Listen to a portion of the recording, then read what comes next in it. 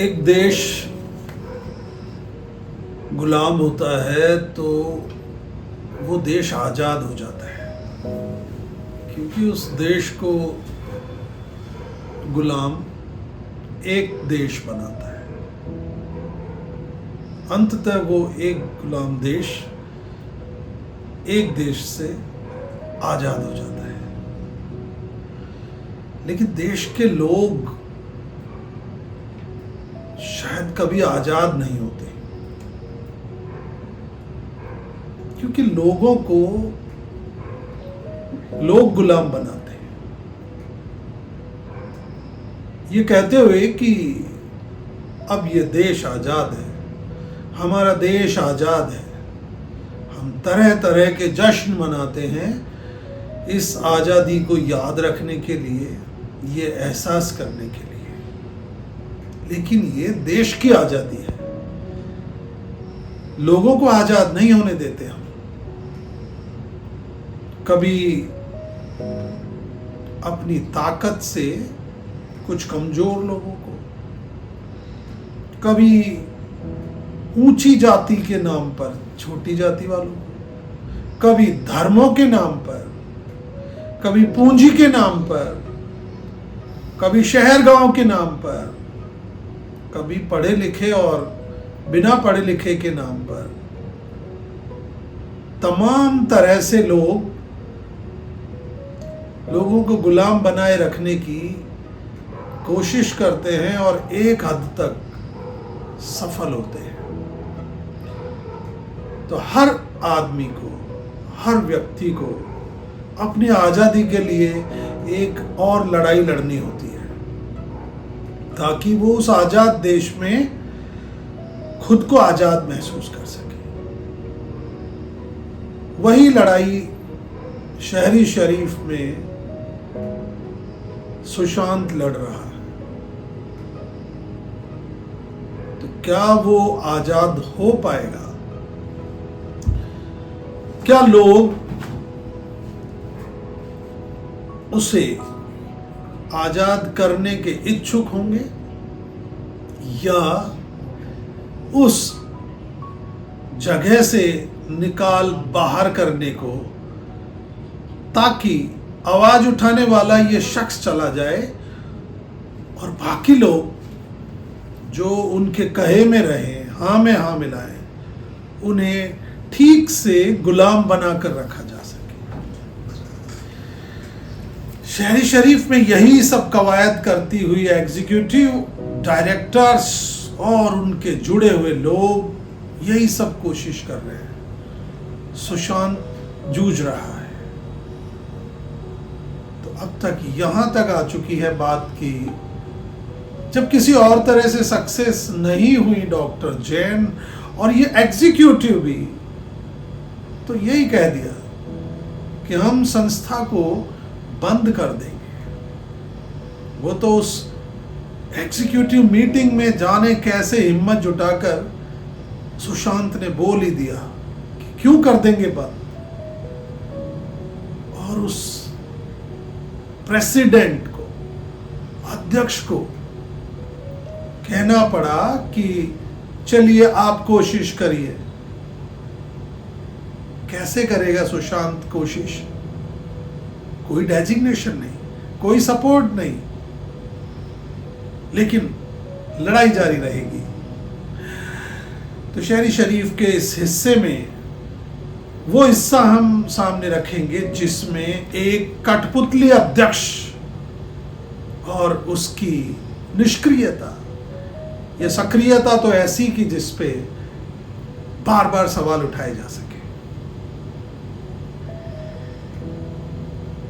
कठपुतली अध्यक्ष, यह एक शीत युद्ध जैसा था। प्रत्यक्ष तरीकों और अपनी अपनी ताकतों के साथ बिना किसी पर सीधे सीधे कोई इल्जाम लगाए लड़ा जा रहा था। इस पिछली एग्जीक्यूटिव से पहले तक इसका वो हिस्सा जो डायरेक्टर डॉक्टर श्रद्धा जैन के हाथ में था, वो पूरा का पूरा अलिखित उनकी मनमर्जी, तानाशाही और एक हद तक की सामंती सोच से संचालित हो रहा था। जिसमें उनका झूठा ईगो, सत्ता को दबोचे रखने की चाहत और अपने इर्द गिर्द सिर्फ हाँ में हाँ करने वालों को बनाए रखने की मानसिकता जग जाहिर हो चुकी थी। चापलूसी न जाने कैसा शब्द है और न जाने किस भाषा विज्ञ ने इसे इजाद किया होगा, पर है बड़े काम की चीज, करने में भी और कोसने में भी। तो ये लोग अधीनस्थ थे जो एक लंबे समय से यहां नौकरी कर रहे थे। होने कहने को तो एक सिस्टम था, पर अब यह सिस्टम कम टमटम ज्यादा बन गया था, जिसे डॉक्टर जैन अपने ज्ञान, दम्भ, अनुभव, उम्र और कुंठा के चाबुक से नियंत्रित किए हुए थी। अमूमन जब आप संस्थान को चलाते हैं तो तटस्थ रूप से आपकी ज़रूरतों के मुताबिक योग्यता वाले लोगों का चयन करते हैं। लोगों और संस्था की बेहतरी इस समय आपके दिमाग में होती है। अपना देश और थोड़ा सा आगे बढ़ जाए तो इस पूरी दुनिया की खुशहाली और खूबसूरती का ख्याल और एक्शन आपके कामों में शामिल होते हैं। यह स्थिति इंसान के सर्वोत्तम हो जाने की स्थिति है। जब आप अपनी मनमर्जी और ताकत के दुरुपयोग पर उतर आते हैं तो योग्यता हाशिए पर कर देने से नहीं चूकते। ऐसे में आप तय कर लेते हैं कि जो मेरी हाँ में हाँ करे, मैं जैसा कहूँ वैसा तो करे ही, लेकिन मैं जैसा चाहूँ उसे भी समझते हुए बिना कभी कोई सवाल किए करते रहें, तो ऐसी स्थिति में मक्कारी और चापलूसी की फसल बढ़ने लगती है, जो अंत में खरपतवार ही ज़्यादा साबित होती है। पर आप बिना न्याय और कानून के बारे में सोचे यह सब अपने दायरे को ही दुनिया मानकर करने लगते हैं। यह इंसान के अपराधीकरण की शुरुआत और स्वार्थी हो जाने की स्थिति होती है। अब इंसान का मन है और इंसानों में भी वैविध्य तो है ही, तो कोई नहीं भी मानता मनमर्जी, तानाशाही और नियम कानून तोड़कर अपना राज बनाए रखने वालों की बात को और सवाल करना शुरू करता है। सवाल संक्रमित भी करते हैं और आसपास के माहौल में भले लंबा वक्त लगे, लेकिन लोगों के मन में ये कुलबुलाने तो लगते हैं। जुबान पर बेशक इनके आने की गति बेहद धीमी, मृत प्राय ही हो, पर मुर्दों के चेहरे पर भी सवाल तो बचे रह जाते हैं। आप देखना गौर से ये नजर आते हैं, और यदि आप जीवित हैं तो हर लाश आपसे सवाल पूछती है। फिर चलती फिरती, सैलरी उठाते, समय के साथ सूखती मुटाती लाशें आपको न सिर्फ नजर आती हैं, बल्कि उनके जी उठने का खतरा भी आप महसूस करते हैं।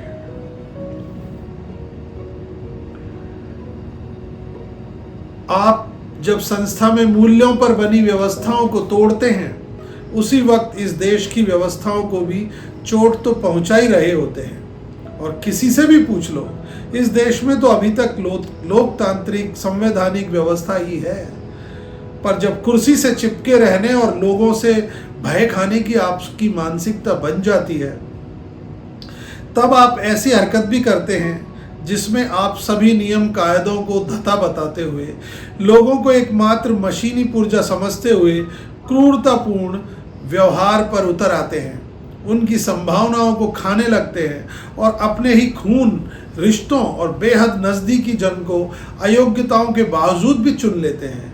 कर्मचारी की जगह जब आप उसे अपना उत्तराधिकारी बनाकर नियुक्त करते हैं, जाहिर है इस काम में बहुत से लोगों की चुप्पी आपका साथ देती है। नियम कायदे ताक पर और सवाल करने वाले सूली पर धर दिए जाते हैं। यह इंसान की निकृष्टतम स्थिति होती है। जंगल राज कायम होता है। सभ्यता का मानो पहले अपहरण और बाद में सामूहिक रूप से बलात्कार होता है। इस समय कुछ याद नहीं रहता, न गांधी की अहिंसा, न सुकरात के तर्क, न अरस्तु का समाजशास्त्रीय चिंतन, न प्लूटो की पॉलिटिक्स, न संविधान की दुहाई, न अधिकार और कर्तव्यों के अनुच्छेद कि जिन्हें कोई 100 बार तुमने सार्वजनिक जीवन में बोला, दोहराया और वाचा है। कुछ याद नहीं करना चाहते। तो अब आप क्या करेंगी डॉक्टर जैन? सवाल अब चारों ओर से आपसे पूछे जा रहे हैं। क्या आप एग्जीक्यूटिव में संभवतः पहली बार अपनी तानाशाही, निष्क्रियता और लोगों में अस्वीकार्य हो चुकने के सीधे साफ शब्दों में लगे इल्जामों को झूठा साबित करने की कोशिश करेंगी? अपनी अंतरात्मा की आवाज सुनेंगी और इस तरह पब्लिकली इंसल्ट होने के बाद संस्था को आजाद छोड़ देंगी, नियम कायदों से चलने देंगी, या अब भी एक और नई चाल चलेंगी? येन केन प्रकारेण संस्था में अपना दबदबा बनाए रखने के लिए भौतिक रूप से और पदनाम से आप जिस कुर्सी पर बैठी हैं उसके पाए देखो। आपके गलत झूठे दंभ, तानाशाही और कुंठा के कीड़ों की दीमक उन्हें खा चुकी है।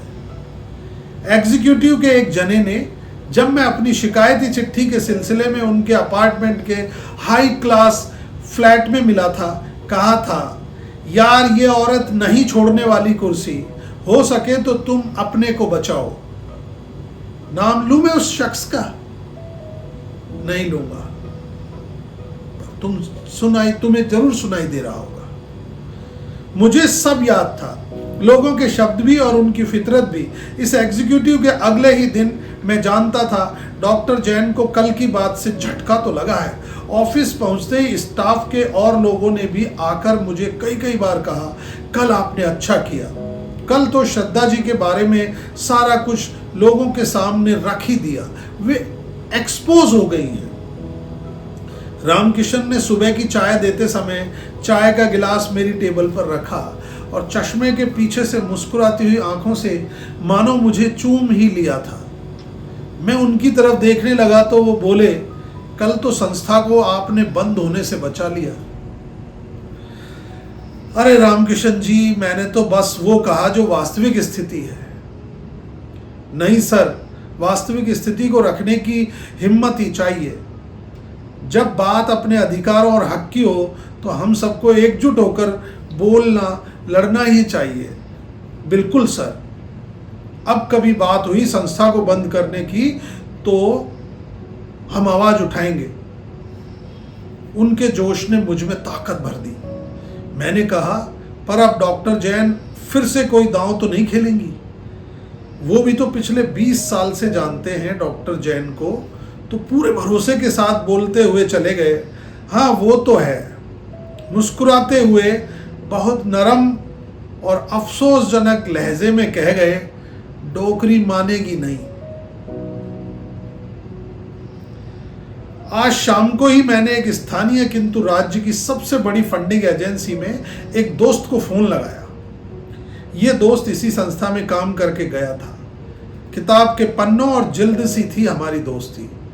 कभी जब पन्ने फड़फड़ाते तो जिल्द अपने भीतर समेट कर शांत कर देता था इस फड़फड़ाहट को, और पन्नों की फड़फड़ाहट करने की बेचैनी को समझ जिल्द कभी खुद ही उलट पुलट होने लगता था। जब एक एक पन्ना अपने पर लिखी बातों को दोहराता तब यह शांत मगर मजबूती से सब कुछ सुनता और कभी कभी नितांत निजी चुटकी भी लेता, जैसे उस दिन ली थी जब अंग्रेजी में एमए किया हुआ कपल संस्था में आया था और बाकी किस्से में इसने मजे लिए थे।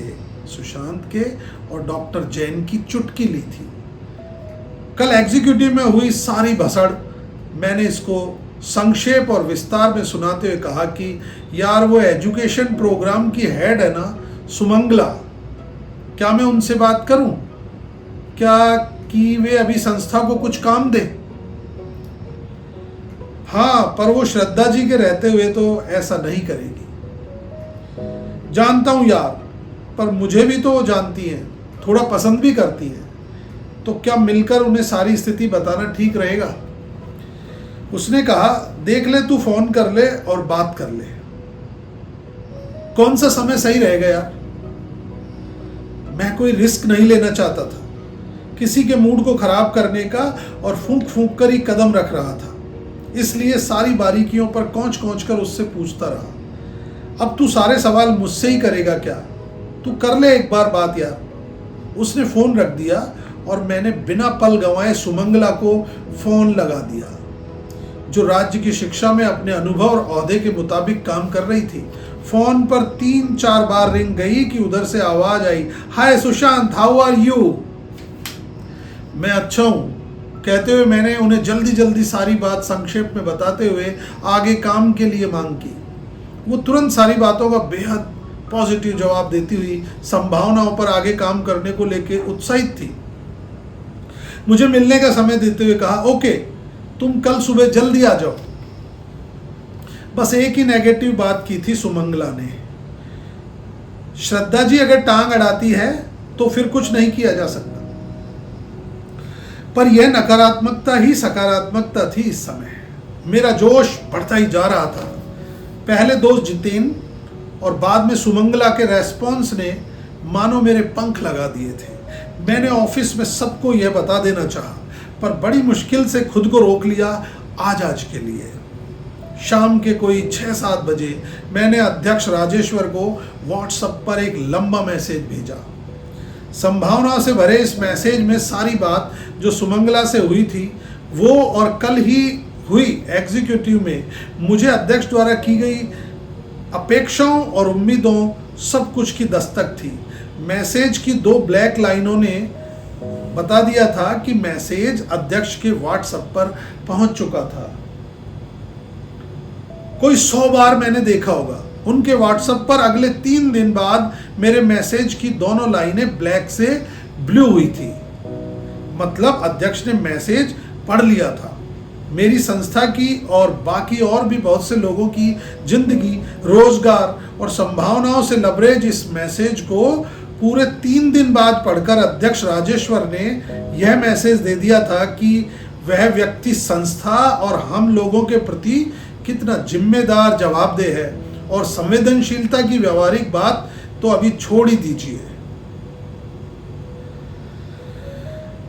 ऐसा हो गया कि किसी की जान बचाने के लिए ब्लड का इंतजाम करना है। ब्लड का इंतजाम हो गया, लेकिन उसे चढ़ाया नहीं जा रहा। ठीक यही तो किया अध्यक्ष राजेश्वर ने। जब इतना गंभीर मुद्दे पर एक मैसेज भेज दिया गया उसी शाम को, तो उसे 3 दिन तक नहीं पढ़ा। खैर, मैं सोच रहा था मेरी इस त्वरित भागदौड़ और किए गए काम से वो खुश अथवा उत्साहित होकर तुरंत मुझे मैसेज करेंगे, अथवा फोन तो अवश्य ही। नौकरशाह रहे हैं वे। उन्हें ट्रेनिंग में शायद यह भी सिखाया गया होगा कि समस्या का समाधान करने का एक तरीका यह भी है कि समस्या की तरफ ध्यान ही मत दो, वरना तो इतनी भीषण एग्जीक्यूटिव के बाद अगले ही दिन किए गए मेरे मैसेज का जवाब देने में उन्होंने इतना वक्त क्यों लगाया होगा। हो सकता है उन्होंने मेरा मैसेज डॉक्टर जैन को फॉरवर्ड कर दिया हो और कहा हो, लो ये ले आया फंडिंग एजेंसी से मिलने का टाइम और काम करने की संभावनाएं भी, इस शर्त के साथ कि तुम डॉक्टर जैन कोई हस्तक्षेप ना करो, टांग ना अड़ाओ। डॉक्टर जैन 85 की उम्र तक भरपूर नाम, इज्जत, सत्ता आप भोग चुकी हैं। अब तो पीछा छोड़ो। आप तो सबसे बेहतर जानती होंगी अहिंसा परमो धर्म है, और जियो और जीने दो। वो नहीं कहेंगे, पर उनके मन में अपने शब्द रखकर मैंने ऐसा सोचा। क्योंकि ये इस संस्था में अध्यक्ष हैं, तो इनकी किसी परिचित संस्था में क्या पता डॉक्टर जैन अध्यक्ष जैसे अवैतनिक मगर पावर से भरपूर रुतबे वाले पद पर हो, और किसी तीसरी, चौथी, 5वीं संस्था में ये दोनों और बाकी एग्जीक्यूटिव के लोगों में से मिल मिलाकर कोई कार्यकारिणी सदस्य हो। वो क्या गाना है, तू मुझे सुना मैं तुझे सुनाऊं, को आजकल मैं तू मुझे खुजा मैं तुझे खुजाऊं करके गाता हूं। अपनी खुजली को कोड में बदलने से रोकने का एक यह भी तरीका है ना। तो पूरा महीना बीत गया, इस मैसेज का कोई जवाब अध्यक्ष ने नहीं दिया। मैसेज के कोई 10 दिन बाद मैंने उनकी किसी और ही सिलसिले में आई कॉल के वक्त कुनकुनाई सी आवाज में उनसे पूछा था, सर आपको मेरा मैसेज तो मिल गया था ना, जो मैंने फंडिंग एजेंसी से मिलने के बाद आपको किया था। हाँ मिल गया था, इतना ही बोले थे ये, और मैं चुप हो गया था। इस सब को मैंने ऑफिस में एक एक जने को ना सिर्फ मौखिक रूप से कहा था, बल्कि भेजे गए मैसेज को भी एक एक स्टाफ को बता दिया था। राम किशन को भी जब वो चाय लेकर आए थे और मैसेज पढ़ने के बाद उनके मुंह से निकला था, शाबाश। फिर कुर्सी खींचकर उन्होंने मेरे साथ बैठकर ही अपनी चाय खत्म की। कैडर के लोगों ने एक दो बार यह दोहरा दिया था कि अध्यक्ष ने अगर आगे कोई बात की तो कह देंगे कि एग्जीक्यूटिव के अगले ही दिन तो कर दिया था आपको मैसेज, क्या किया आपने उसका।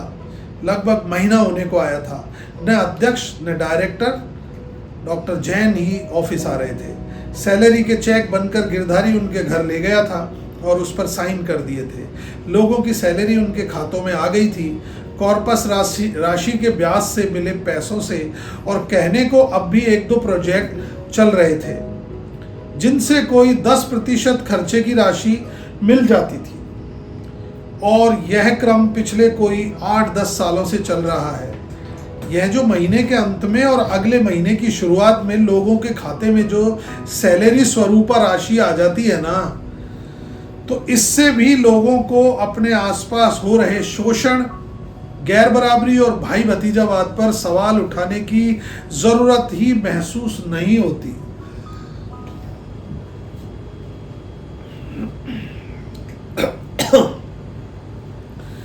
लड़ने की तो इन अधिकांश लोगों की 7-7 पीढ़ियां तक नहीं सोच पाती। तो जब तक सैलरी में सुकून ढूंढने वाला एक बड़ा वर्ग मौजूद है इस धरती पर, तो न्याय और व्यवस्था की बात और एक दिन इसके साकार हो जाने की संभावना के सपने देखने की बात या तो छोड़ दो या बंद कर दो। ऐसे में यदि कोई एकला चालों की धुन पर सवार होकर निकल पड़ना भी चाहे और लोगों से भी उम्मीद करे कि वो आएं, सवाल करें और संघर्ष में साथ दें, तो ये लोग ऊपरी तौर पर कहें, करें, लिखे, पहुंचे, झाड़ू मारें, चाहे जो करने का जब तब स्वांग करें, मगर मन में तो यही होता होगा ना, please don't make my life difficult. Hindi अनुवाद में शायद ऐसे ही कि शेख अपनी बस अपनी देख। महीने भर बाद एक दिन फिर से यह युगल ऑफिस आया। टाइम का उल्लेख क्या करना, ये तो जब चाहे आ सकते हैं।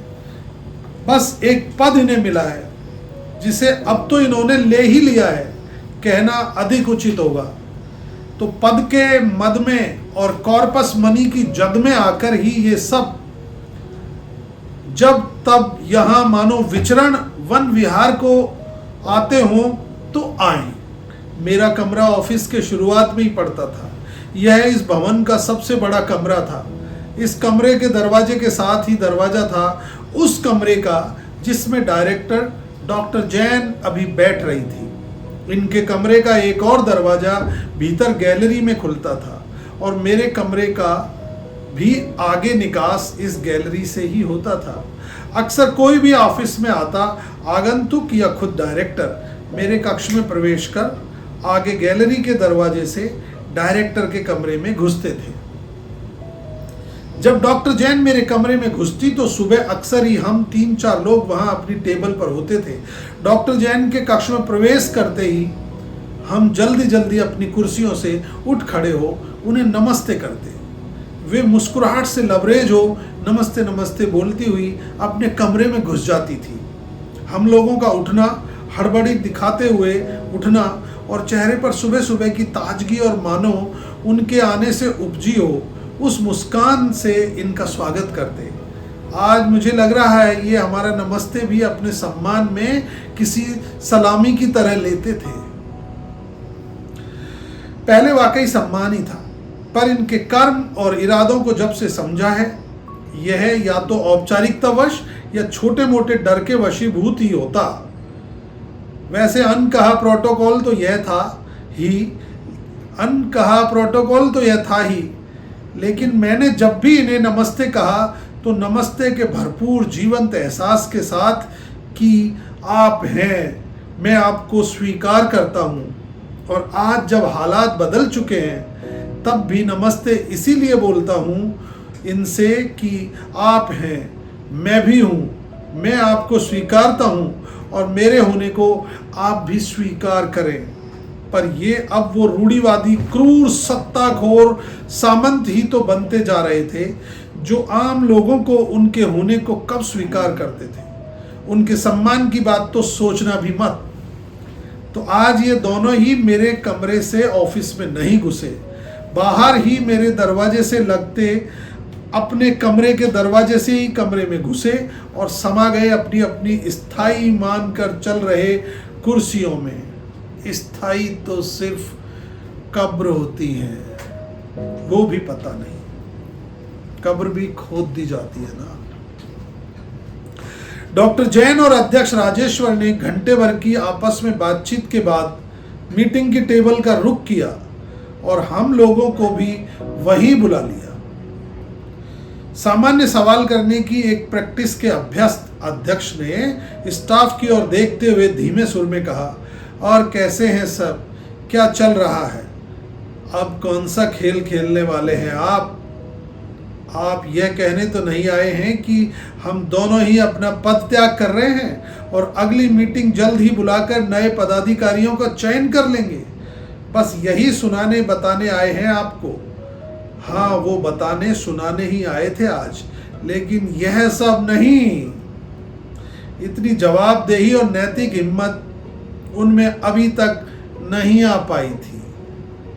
उन्होंने बताया कि डायरेक्टर पद के लिए अभी हम प्रयास कर रहे हैं और इस हेतु हमारी ही एग्जीक्यूटिव की सदस्य तृष्णा हरसाय से भी बात की है। मैं चौंका था यह नाम सुनकर। यह वही महिला है जो अध्यक्ष की मातहत काम की थी सरकार में कभी कहीं।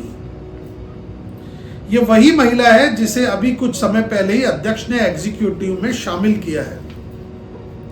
यह वही महिला है जिसके ईमेल पर मैंने डॉक्टर जैन के खिलाफ शिकायती पत्र लिखा था। यह वही महिला है जिसने 3-4 दिन तक कोई जवाब नहीं दिया था और फिर जब मैंने फ़ोन किया था तब कराहती हुई आवाज़ में कहा था, मेरे घर में लोग बीमार हैं, मैं पढ़ नहीं पाई हूँ कंप्यूटर पर। अगले ही दिन मैंने स्पीड पोस्ट से इसे हार्ड कॉपी भेज दी थी और इंतज़ार किया था कोई 3-4 दिन कि कोई जवाबी मेल या फ़ोन आएगा इनका। फिर मैंने ही फ़ोन कर लिया था इन्हें। तो यह वही महिला है जिसने थोड़ी कड़क मगर कराहट के साथ ही कहा था कि हाँ, मैंने पढ़ ली है तुम्हारी चिट्ठी, मैंने इस बारे में अध्यक्ष से भी बात की है और हम दोनों जल्द ही श्रद्धा जी से मिलने वाले हैं। मैंने तसल्ली ली थी, सोचा था चिट्ठी में लिखा शिकायतों का एक एक हर्फ सच है तो अब तो श्रद्धा जी के खिलाफ कोई ना कोई सम्मान सहित कार्यवाही होगी ही, और चूंकि शिकायत मैंने की है तो इसके सबूत पेश करने के लिए मुझे कहा जाएगा और बुलाया जाएगा और संस्था से होता हुआ देश भर में न्याय स्थापित हो जाएगा। ये वही महिला है जिसने क्या किया, क्या हुआ, इसके बारे में मुझे तो आज दिन तक कुछ नहीं बताया था। आपको बताया है क्या? नहीं ना, आपको तो बताती भी क्यों? आपने कभी कुछ पूछा है इन सत्तासीनों से, मौखिक या लिखित? कभी कुछ नहीं ना। अब कहाँ कार्रवाइयाँ हो रही हैं, कहाँ न्याय हो रहे हैं और कहाँ बदलाव हो रहे हैं, ये अध्यक्ष, ये डायरेक्टर, ये एग्जीक्यूटिव के लोग जानते हो तो जानते हो, मुझे तो कुछ नहीं पता। एक बात पता है इस महिला के बारे में, जो डॉक्टर जैन ने ही मेरे उनके लंबे समय काम करने के वक्त में कोई 2-5 बार जाहिर की थी। पिछले 8-10 वर्षों से डॉक्टर जैन यदा कदा सुनाती रहती थी, अब मैं यहाँ 3 महीने और हूँ।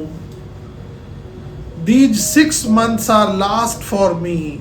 अब मैं बस इस साल और यहाँ हूँ। ऐसा करते करते कोई 10 साल हो चुके। वे यही हैं, बार बार उसी कुर्सी पर, पिछले लगभग 25-30 वर्षों से यही इसी कुर्सी पर। यह बात फेविकॉल वालों की निगाह में अभी तक नहीं आई लगता है। और जब डॉक्टर जैन अपनी कुर्सी छोड़ने की बात कहती तो खुद ही एक आध नाम ऐसे लोगों के दोहराती जो होंगे देश दुनिया में कहीं पर।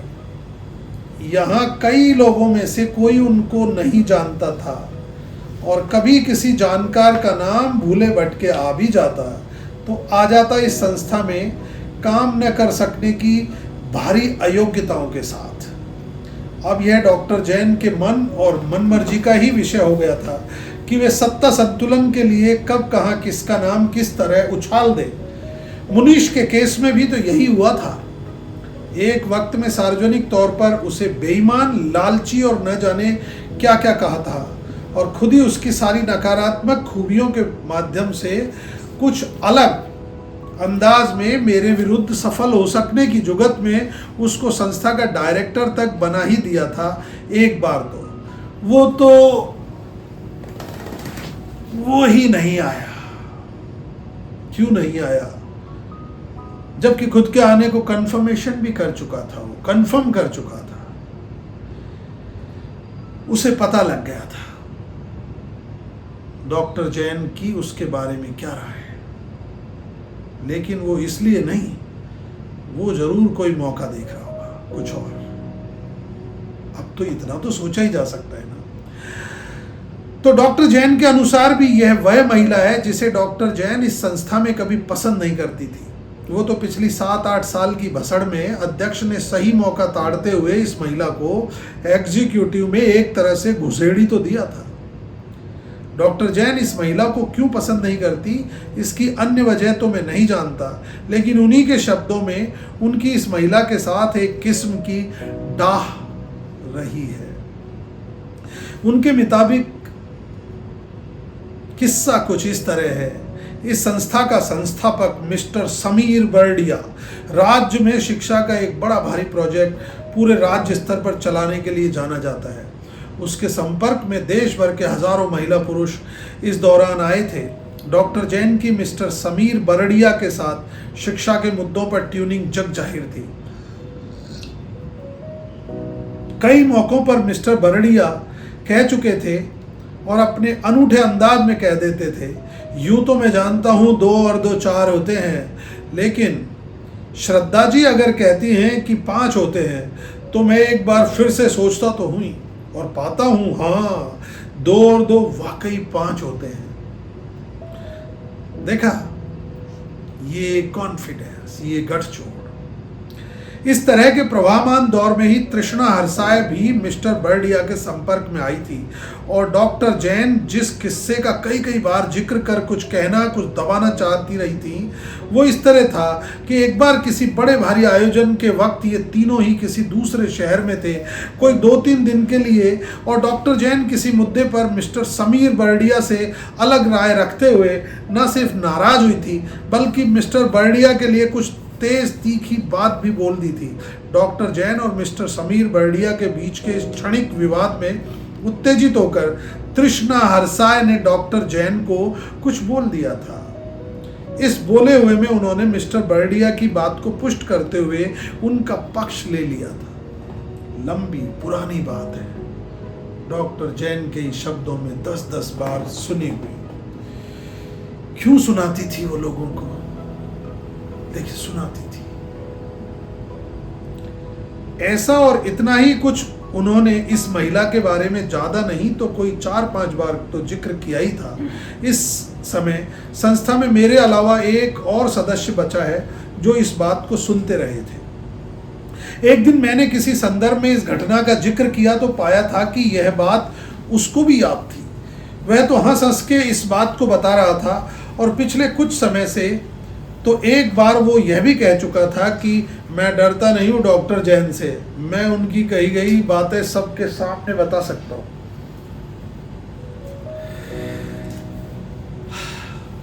मीटिंग टेबल पर अध्यक्ष ने इस महिला के नाम का जिक्र मात्र किया और डॉक्टर जैन सहित उठकर फिर से एक बार उसी कमरे में जा बैठे। कोई आधा-1 घंटे डॉक्टर जैन ने गैलरी की तरफ का गेट भिड़ा दिया था। कमरे में चल रही मंत्रणा की धुनधुनाहट बाहर तक आ रही थी, लेकिन कोई शब्द या वाक्य बिल्कुल नहीं। फिर वो चले गए जैसे हमेशा चले जाते रहे हैं पिछले कुछ वक्त से। मैं उम्मीद कर रहा था आज वो मुझसे बात करेंगे मेरे मैसेज के बारे में, जो मैंने एग्जीक्यूटिव मीटिंग के अगले ही दिन फंडिंग एजेंसी में सुमंगला से मुलाकात के बाद उन्हें भेज दिया था। उन्होंने कोई जिक्र उस बात का नहीं किया। जब वो जा रहे थे तो मैंने नकटाई से उनके पास जाकर पूछ लिया था, सर मैंने सुमंगला से बात, मैसेज आपको। जाते जाते वो चले ही गए। पीछे खड़ा मैं उनकी मुंडी को हिलते हुए देख रहा था, जो कह रही थी, हाँ ठीक है, तुम मिल लिए फंडिंग एजेंसी से, तुमने मुझे सूचना दे दी, ठीक है ठीक है। अब अगले कई दिनों तक की जब तक तृष्णा हरसाय के नाम से एक पत्र उन्हें यहाँ से नहीं भेज दिया गया, जिसमें उन्हें संस्था में डायरेक्टर नियुक्ति का आमंत्रण था, तब तक स्टाफ को वही सब बातें, उम्मीदें और कयास लगाने का मौका मिल गया था। उन्होंने नियुक्ति पत्र में कुछ बातों का जिक्र किया था।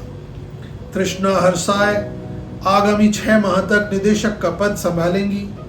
वे इस दौरान अपनी सुख सुविधा के हिसाब से ऑफिस आया जाया करेंगी। उन्हें इस हेतु मानदेय तो नहीं, किंतु स्थानीय यात्रा भत्ता हेतु एक तय राशि प्रदान की जाएगी। स्टाफ के एक आध सदस्य के वेतन जितनी तो थी यह स्थानीय यात्रा राशि। मेरे मन में पहले ही दिन से इनकी अब तक की बातचीत की, फोन पर परफॉर्मेंस को देखते हुए, इनका साक्षात्कार में मुझसे पूछे सवाल के आधार पर और 3 महीने का नोटिस देकर वापस भेज दी गई डायरेक्टर के केस में जो रवैया, जो हलचल मैंने देखी थी, उससे लगा था कि यह महिला आपातकाल में जैसे तैसे कैसे भी कर, चाहे थोड़े वक्त के लिए ही सही, इस पद पर लाई जा रही है। लाने की एकमात्र और बड़ी वजह यही है कि डॉक्टर जैन के बुने षडजाल के अनुसार परफॉर्म कर रहे अध्यक्ष और एग्जीक्यूटिव के अधिकांश सदस्यों के कुछ न कर पाने की सूरत हाल में कहीं कुछ ऐसा संयोग न बन जाए कि मुझे, सुशांत को निदेशक पद पर आने का मौका दे दिया जाए। पहले वो महिला और फिर मुनीश ने जिस तरह से इनकी उम्मीदों पर पानी फेरा था, उससे डॉक्टर जैन की जिंदगी में हड़कंप मचा हुआ था। अगले लगभग पूरे महीने संस्था में क्या हो रहा है, कौन जी रहा है, कौन मर रहा है, सब कुछ की परवाह न कर किसी को भी संस्था के डायरेक्टर पद पर लाने की भागदौड़ में जुट गई थी डॉक्टर जैन। जाहिर है अध्यक्ष अभी पूरी तरह स्वतंत्र, निर्भीक और तटस्थ इंसान नहीं बने थे। ऐसे में अखबार में कितना कुछ छपे इनके नाम से, कैसी भी कविता पर आप कागज और स्याही खर्च करें, आप ईमानदार नहीं हैं मिस्टर अध्यक्ष, बिल्कुल नहीं। संस्था में चल रहे शांत किंतु स्थायी घमासान की खबर और डॉक्टर जैन के हाथों कठपुतली बने रहने और उनके पावर न छोड़ने के चर्चे अब इतने तो विस्तारित हो ही गए थे कि लोगों ने या तो संस्था में डायरेक्टर बनने में रुचि दिखाना छोड़ दिया था, या वे डॉक्टर जैन के रहते यहाँ बेइज्जत होने से बचना चाह रहे थे। ऐसे में जब संकट के बदरा घिर आए थे, तो एक दिन डॉक्टर जैन और अध्यक्ष राजेश्वर ने इस महिला तृष्णा हरसाय की ओर रुख किया। कोई 3-4 बार की मुलाकातों और स्थिति की जोड़ तोड़ को समझाने के बाद इस महिला ने कई शर्तों के साथ संस्था का डायरेक्टर बनने की स्वीकृति दे दी थी। चयन की संवैधानिक प्रक्रियाओं का अपने छल बल के दम पर फिर से मजाक उड़ाया गया और सूचना आ गई कि अगले महीने की 10 तारीख को तृष्णा हरसाय अपना पदभार ग्रहण करेंगी। फिर एक बार वही कवायद, कोई अपना हो, कोई अपना रिश्तेदार नहीं सही तो वो जना तो हो ही हो जो अपने कहने पे उठे, अपने कहने पर बैठे, अपने एहसानों के बोझ तले दबा रहे। फिर से डॉक्टर जैन, और इस सारे मसले में ये जो रिटायर्ड आईएएस, भारत की सबसे ऊंची सर्विस से रिटायर्ड आईएएस, जो अपनी ईमानदारी के किस्से खुद ही सुनाता रहा, लेकिन यहां सिर्फ वो एक कठपुतली की तरह नजर आ रहा था। और कितना कुछ तो आपको पता लग चुका है इन महाशय के बारे में। कठपुतली अध्यक्ष, शहरी शरीफ में ये किस्सा अभी यहीं तक रुककर आगे फिर बढ़ेगा। देखते हैं ये जो नई डायरेक्टर आएगी ये क्या करेगी, क्या करती है ये, क्योंकि यह भी अपने आप को शहर के बड़े शरीफों में शामिल शुमार तो मानती ही रही है। तो जल्दी ही मिलते हैं अगले किस्से में, शहरी शरीफ के में। Thank you.